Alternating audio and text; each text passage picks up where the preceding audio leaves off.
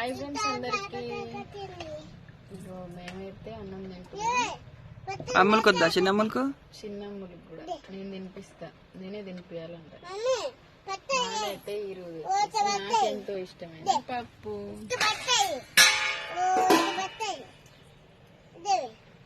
ఎట్లుందా అమ్ములు పప్పు? సూపర్ ఉందా? ఉప్పు కూడా సరిపోయింది. నాకు గాజులు వేస్తుందండి. అవి పట్టవు.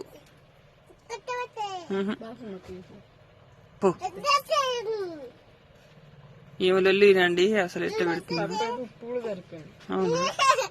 ఎట్లుంది అమ్ములు చెప్పు.